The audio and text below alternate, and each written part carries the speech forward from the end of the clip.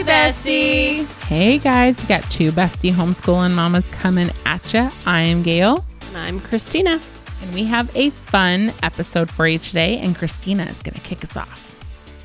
Hello. We are going to talk about sunshine and fresh air. Why outdoor time matters. Outdoor education and nature-based learning offer valuable experiences for children, fostering curiosity, environmental stewardship, and hands-on learning. I like it. Yes, today we're going to take a closer look at the benefits of learning outside. Yay! I love being outside. I love the kids being outside. I don't love it the way you love it, but, you know, there's a love of outside for everyone. It's true. That's true. Everyone has their different outside love. I know that it's important. It is important. And I know that Corey and I need it. And so we do it. Yes. We do it. But it is not my particular jam. Not your favorite thing. Not my favorite thing. Yeah. That's okay. Yeah. It's not David's favorite thing. Yeah. I mean, I like camping and I love going for hikes that I can do. I don't want to be like falling, hurting myself, climbing on the side of a straight up and down wall. I don't want to do that. Yeah. But I will take a nice nature walk. Yeah, I'm not a fan of hiking. I like breathing. So I'm not a big hiker, but I do love being outside. I also don't love being outside in the summer because not in Phoenix. No. But I love the fall and the spring and the winter and just being outside all of the time that we can. So we are actually going to dive in by talking about spending time outdoors and how it has numerous health and emotional benefits, especially for children, how good it is for them. These benefits can significantly contribute to their overall well-being and development. I like it. It is actually better for them to spend time outside. Yeah. So let's talk about that. Okay. It improves mood. Being outside improves the mood. Important. Sunshine, being outside can boost mood and overall happiness. Sunlight increases the production of serotonin, a neurotransmitter that enhances mood and promotes feelings of well-being. Yes. So I've been having trouble sleeping, right? And my naturalist PA, she said that I needed to take a walk in the sunlight for at least 15 minutes every morning before 10 a.m. in order to reset my circadian rhythm. So, Yes. My husband, who is not a big outdoorsy person, has been kind of doing some learning about that specific. And so he's getting up every morning and he's spending some time in the sun before it gets too late. And then he's doing some grounding, which I'll talk about in a little bit. Yeah, it's so good for you, that natural. We were not meant to be inside all not day, the way every we are day. now. No. And so it actually makes you feel better by getting that sunlight, which is awesome. And if it helps us feel better, it helps the kids feel better. Their moods, they're just happy. Think about when they're outside and they're playing and no cares in the world. They love it. They absolutely love it. There's physical benefits besides just the mood. Outdoor activities such as running, climbing, playing sports help children stay physically active. Regular physical activity improves cardiovascular health, strengthens muscles and bones, and helps them maintain a healthy weight. These are the things we know, right? We know that these are benefits, but it's good sometimes to hear that reminder because it's easy to get into a rut. It's easy to get into we're busy, we're doing things. We get home, we pull in our driveway, we close the garage, we go inside, and then we don't go back outside, right? It's easy to do. We've all done it, but it's so good for us. The vitamin D benefits us greatly. Sunlight is a natural source of vitamin D, which is crucial for bone health. Adequate vitamin D levels support bone growth and immune function and can help prevent conditions such as rickets in children. And I don't know if you know this, but like 95% of people in Arizona are vitamin D deficient. Why is that? Because we spend too much time inside. Inside.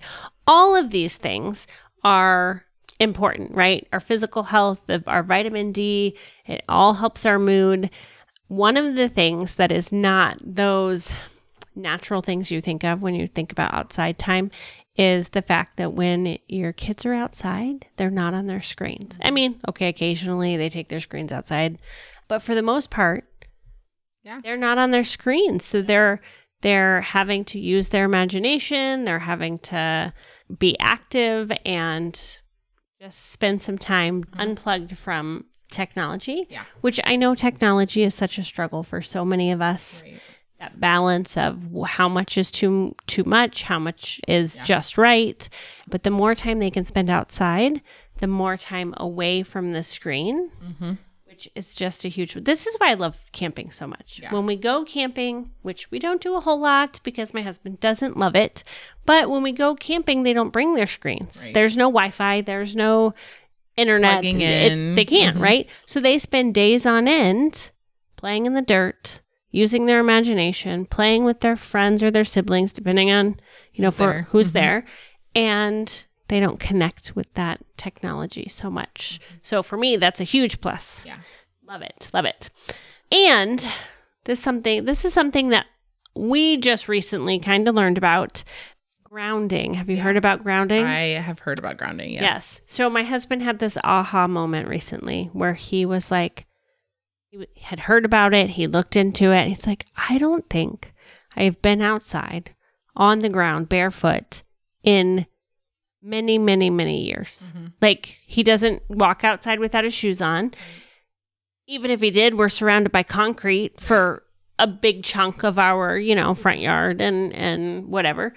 So that's been a part of his morning routine that he has started. He is walking across the street and he's going in the backyard. Sometimes he goes to the grass across the street, but he feels weird if there's people out there. Like, why is this guy walking in the grass barefoot? I'm like, it's not weird. It's not weird, and don't care what anybody else thinks. Exactly. So he'll go out in the morning and sit in the sun or stand in the sun with his bare feet on the ground and just spend a few minutes getting that morning sun, getting the grounding. But it's pretty incredible what it does for you just having your feet on the ground. And when you think about it, when we were kids and when our parents were kids, what did you do? You ran outside for hours and hours and hours until it started getting dark. Most of the time you didn't have your shoes on and you just played. At least that's how I grew up. That's how in my backyard for sure. Yeah. And I think there's a lot of us that are like, put your shoes on. Don't get dirty. But it's so good for them. It's so good for them. So grounding, just to kind of backtrack and explain, grounding involves physically touching the Earth's surface by walking barefoot or lying on the ground. This practice offers several health and emotional benefits. Walking barefoot on grass, sand, soil, or concrete allows direct contact with the earth. Sitting or lying down on the ground is in a natural setting like parks and beaches enhance the grounding effect. I struggle with beaches.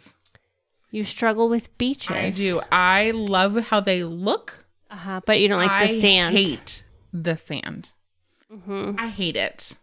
Yeah, I'm not there. I love it. I cannot. I don't love the sand that comes home with us. I don't like the sand in between your toes or on your feet. Yeah. I mean, I will do it because I like the beach. I love how beautiful it is. And I like the water.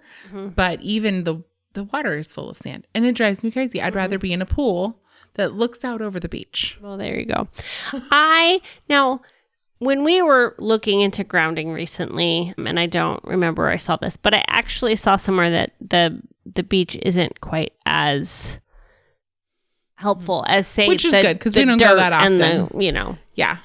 But, and I think, well, I go outside in the backyard fairly often without my shoes on.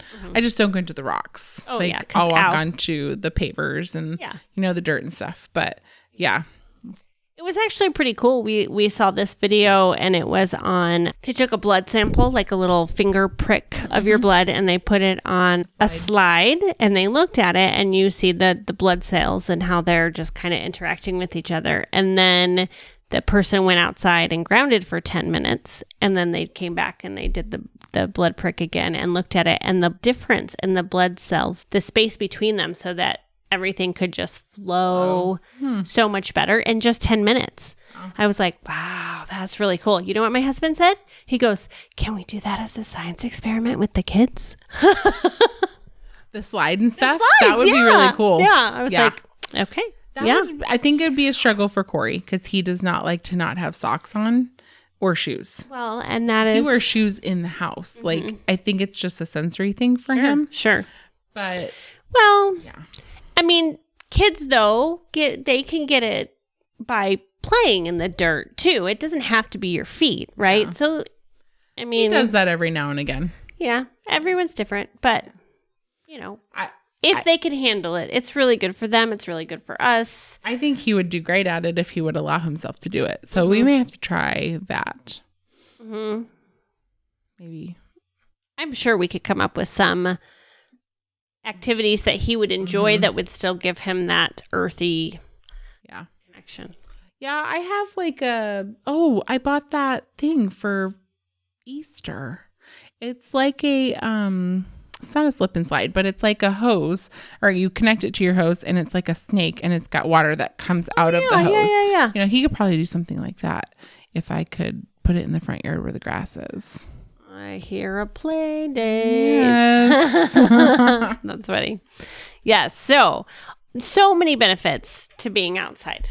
Yes. For the kiddos, for us. Yeah.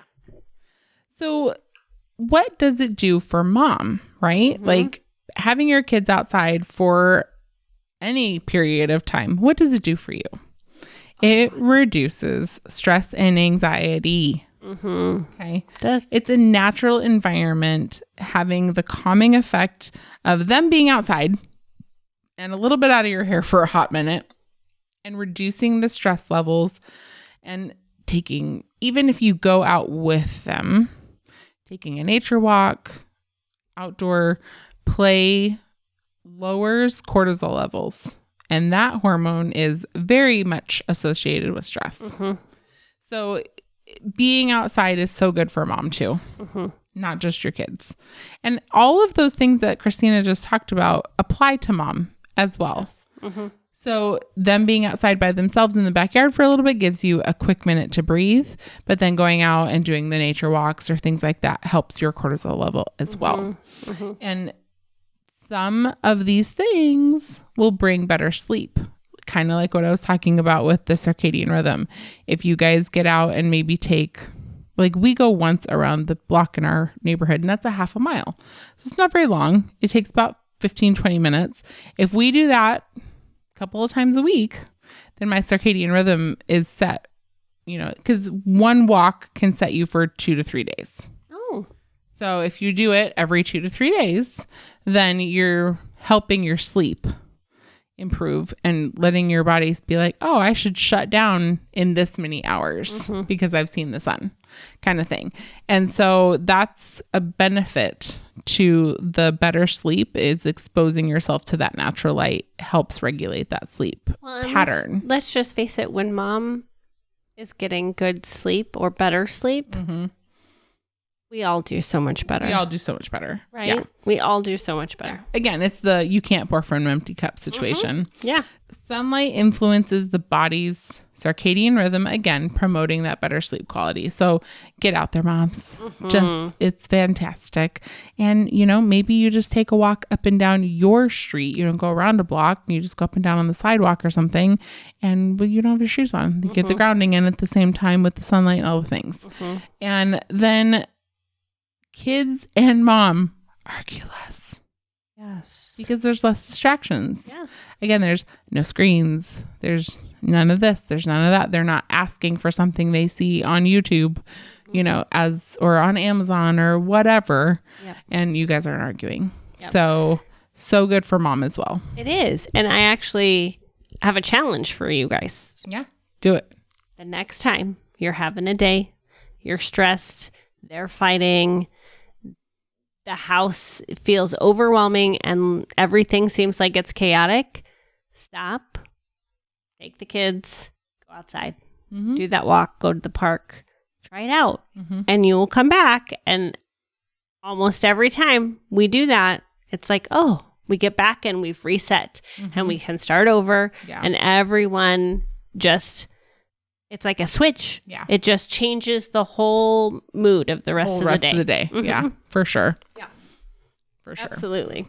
Let's talk about some ideas of different things that we can do outside, because it's easy to say go outside, but it's not always easy thinking, okay, what should I do? What should we do? Where can we go? And especially where we live right now, you know, in the summer, in the hot. But again, it's important that you do some of these things earlier in the morning. We're not saying 6 a.m., y'all. Right. We're saying before 10 a.m., right? And for most of us, our kids are up before that. So just kind of make it part of your summertime routine to do it before it's crazy hot in Arizona. Yep. And then do the fun, cool things inside for the afternoon. Or go swimming or whatever later. Yeah. All right. So do you have shall we give some ideas? Yeah, I think we should. Okay. So we've talked about the nature walks a little bit. And when I say nature walks, we're talking like going to a preserve somewhere. Whether here in Arizona, we have a couple different, you can go to the Squaw Peaks, you can go to Camelback Mountain, you can go to the White Tanks over in like West Phoenix. There's a couple of different places you can go. And they're not crazy hikes. They're just kind of nature walks. But these nature walks are where our kids can observe plants and animals and ecosystems, and they might actually find something that they're really interested in that they didn't know about before. So if you're going somewhere specific and you know you're going to go there ahead of time, sometimes they have guidebooks or apps that you can identify these different things along their paths. Or even if you're not sure, then snap a picture and use Google Find, because it'll tell you all the things. Maybe you could even create a scavenger hunt with items that you might find on the path, like red leaves or a bird's nest or finding a spider web in between rocks, like those kinds where they have to really look for what they're doing, and encourage this observation and exploration in the areas that you are. Yes. Think about all the learning they're doing too. So not only are you getting that amazing outside time, they're learning, and they don't even realize that they're learning. Right. And I mean, and if you're lucky enough to go and do it in a cooler part of your state, then that's always a bonus. Always a bonus. I mean, when we're able to take that day and go up to Flagstaff and do an amazing walkthrough of that area, it's so much nicer. But we know that that's not realistic for every week, you know, or even every day when you need to get out of the house. There are lots of places you can go in your city, whether it's Phoenix or not, that can kind of help with that. Absolutely. I'm going to suggest something that I love doing and works really well if you don't have a puppy at home, like I digging him up. Do. Yes. Gardening. Gardening projects are so educational. Yeah. And so, I don't even know how to describe it. Just the joy that comes with gardening is just amazing. Well, and it doesn't even have to be food, guys. Like, you know, you can go and do a little flower bed. I remember my grandma used to do a flower bed on the outside of her pool. Like, there was a specific place that she had them, and we would change them out every, you know, late spring, early summer, and she'd get the really pretty colorful ones from Home Depot, and we'd trade them out. And and sometimes she didn't even have like a flower bed. We would just put them in pots and stuff. So, I mean, just getting your hands dirty. Yeah. But it was one of my favorite memories with her is that we would always change out the flowers every year. That's awesome. I love just going out in the garden first thing in the morning. Again, you're getting that early morning sun. And as I would water the garden, I would just have my quiet prayer time where, you know, maybe the kids are outside with me. Sometimes they come out and help, but just being able to pray over life, my life, and just life in general as you're watching these flowers and these veggies grow that you've been nurturing. It was always a really special time for me to have that quiet time in prayer. Yeah. So, and the kids love helping. they don't love the weeding, which, who does, but the planting and the picking, what are we going to plant and where are we going to plant it and all of that. So I highly recommend gardening. We love it. Just keep the puppy away. Yeah. Well, and if you can't do it in your home, maybe you have a spot in your neighborhood where you could, if you have an HOA, you have to ask, but if you have a spot in your neighborhood, you could start a community garden. Oh, how fun would that be? Right? And maybe get some neighbors involved and everybody comes over and plant something. Yeah. Or you decide to grow some fruits or vegetables, not as prevalent in Arizona in the summer, but some of them can still be done in the summer. So, maybe it's not just in your home thing. Like maybe it's something you can enrich your whole neighborhood and talk to the kids about regenerative farming, basically. Yeah, absolutely. Which is super duper helpful for the grounds that we live in. If space is an issue, there's really cool tower gardens that you can find or do DIY, make them yourself, which is a really cool way to grow things in a smaller space. It's still getting you outside. It's still getting you fresh air. It's still getting you, the sunlight, but it's allowing you to do it in a smaller space. Yeah. So we also have environmental art projects. Oh, yes. That might be an option. Using materials that are natural, say twigs or leaves, or heck, if you guys go and do like a cleanup project or something, find something cool. Obviously, mom needs to wash it. Don't just let your kids do the things. But you could find some really cool materials that you can use on art projects. Like leaf rubbing. I remember doing that when I was a kid. Yes. Or, stone sculptures or painting rocks. Painting rocks it's even a big thing right now. It is. And painting the rocks and putting something inspirational on them and then placing them in different places of your neighborhood on your walk might be really, really helpful. It's just having your kids be observant and collecting these leaves and twigs and stones and collage memorabilia stuff can really be very, very integrative to their creative thought process. Yeah, absolutely. Yeah. One of the things I loved doing as a kid is we would pick flowers and press them. Oh, in wax paper. Yes. My mom did it in wax paper. Yeah.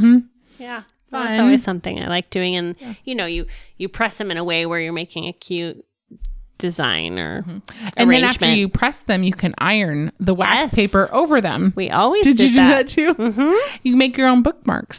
It was so fun. So fun. Hole punch it, put a little piece of yarn through. Yep. Oh, I'm having a total core memory flashback right now. Right? Yeah. And how fun would that be for the kids to do it? For sure. Put that on my summer fun list. Yeah. Another fun thing is to do like a weather station. Fun, hands-on. I know you've mentioned before that Corey really enjoys learning about the weather. He does. Right? So you set up a simple weather station with tools like thermometers and rain gauges and wind vanes. Have children record the daily weather, analyze different patterns that they're seeing. Maybe in the summer it's not the best time to do this because there's not a whole lot of variety other than hot. Well, I don't know. In July in Arizona, we typically have monsoons. That's true. That can sometimes be very helpful with the cloud types. And those climate things. However, I don't think we're going to get that this summer because we had an El Nino January. Yeah. But typically in July and August. If you live somewhere else, this is a super fun thing to do. Yeah. And you don't have to just do this in the summer. We're talking about summer activities because, hey guys, it's summer. Yeah. But you could do this stuff, weather stuff, anytime of all year round, absolutely. Especially if your kid is super enthralled with it. Yeah, absolutely. And you know what? If you do live in a place where the weather is just kind of the same every day for days on end, instead of having it a weather bucket, to do a science one where they're mixing together baking soda and vinegar and making the volcano, or they're testing out different textures of things, make it a sensory, been outside. Right. Keeps the mess outside and gets them outside and So many different fun things that you can do outside. Pinterest is a wealth of knowledge. Yep. Search outside activities for kids your age, your kids' ages, and all kinds of things will pop up. All things. We did, when our older two was younger, in the summertime, I took chalk and wrote on the brick wall the letters of the alphabet, and then we filled up a bunch of water balloons, and I would call out a letter, and they had to throw the balloon at the letter. Now, did they always hit but they were aiming for the letter that I called, and it was just a fun way to keep those letters kind of fresh in their mind while they're having water fun and playing outside. I love it. Yeah, it was fun. Nerf games outside. Yeah, water guns. Yep. Yeah. Yep. Get a few friends, call them up, say, hey, let's get together. Yep. Make it happen. Mm-hmm. Yeah.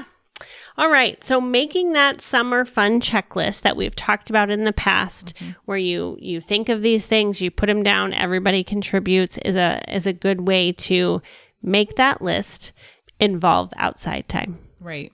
Talked about that before. Well, and we've talked about the 1,000 hours outside before. Yeah. But I think it's a good time to kind of bring it up. Yeah. They have a website. They do. And I think it's just 1,000 hours outside. Like the number 1,000. Yes, the website is just www.1000hoursoutside.com. And we can, I'll put that into the show notes for you. But they have trackers. Trackers are so fun, you guys. And I know you said you've done them, but you struggle to fill them in every time. I do struggle to fill them in because I have kids of varying ages. We're not always outside together. Right. So my older kids go outside sometimes when the younger kids don't, or vice versa. And so I struggle with, okay, which hours am I recording?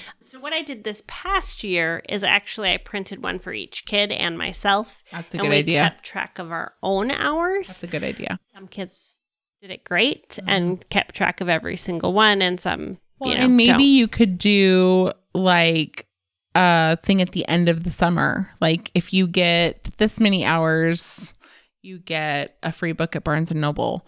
Or if you get this add many some hours. prizes to it. Yeah, sure. like just small ones.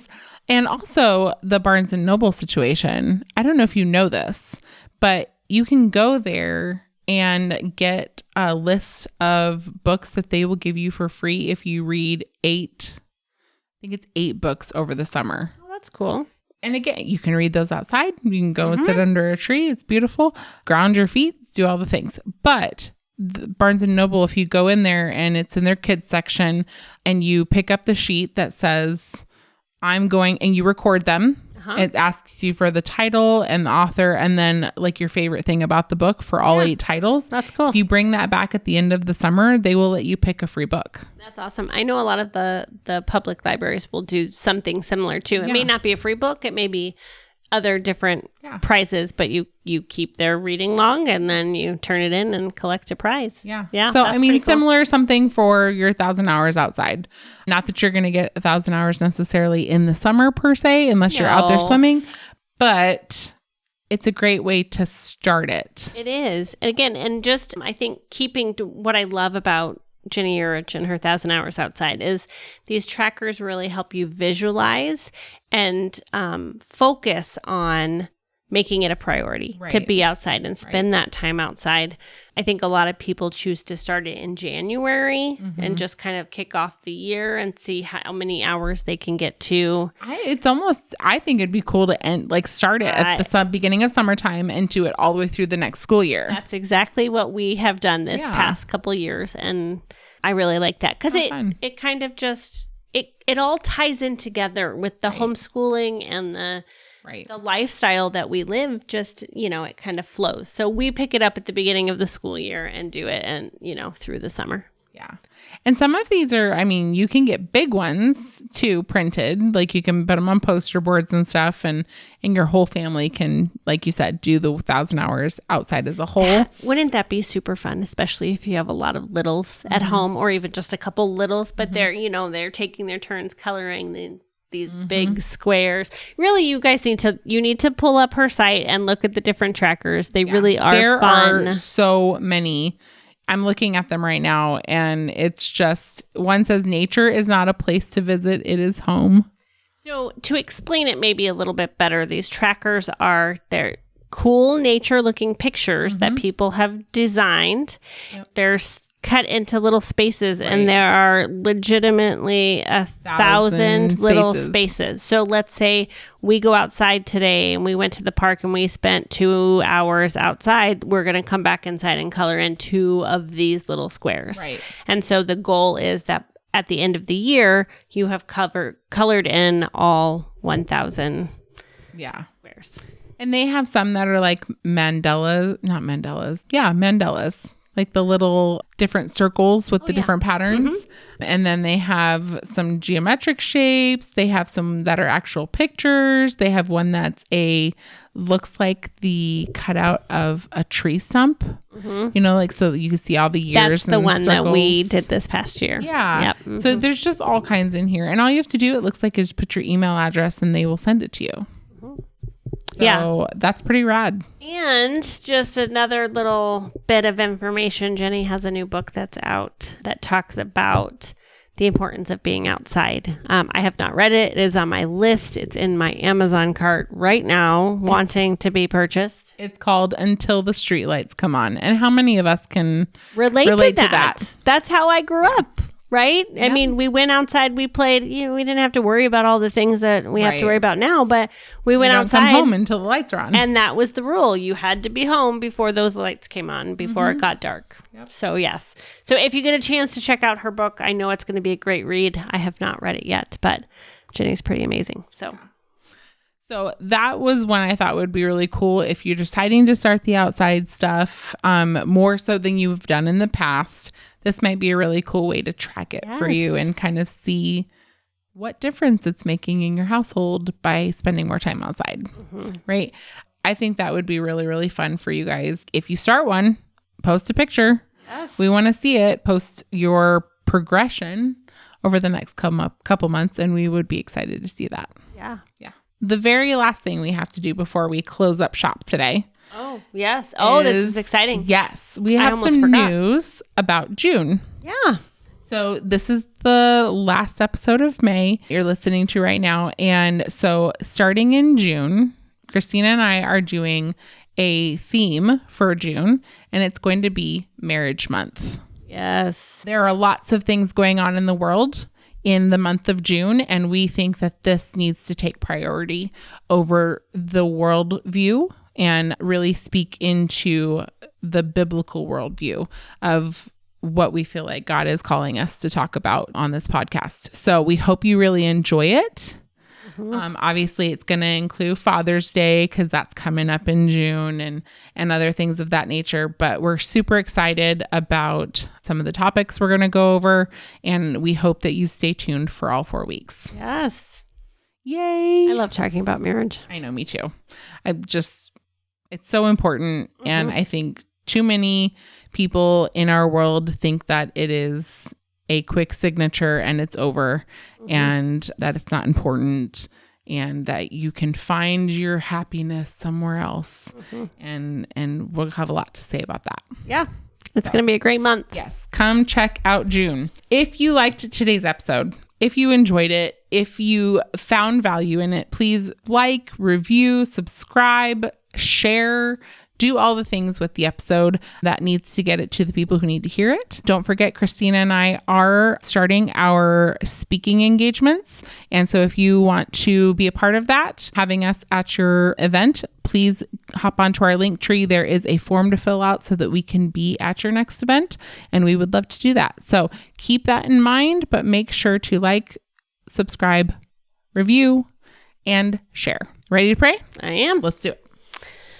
Dear Heavenly Father, thank you so much for all of this beauty that surrounds us. Thank you for the trees and the animals and all of the beautiful, amazing scenery that we get to enjoy every single day. Help us as we venture outside and spend more time out there just soaking in all of your glory. Help us to share that love with our children and just to enjoy the benefits of being outside. We love you and thank you for all of the many blessings you've given us. Pray this in your holy name. Amen. Amen. All right, guys. We'll see you next week. Bye. Hey, bestie.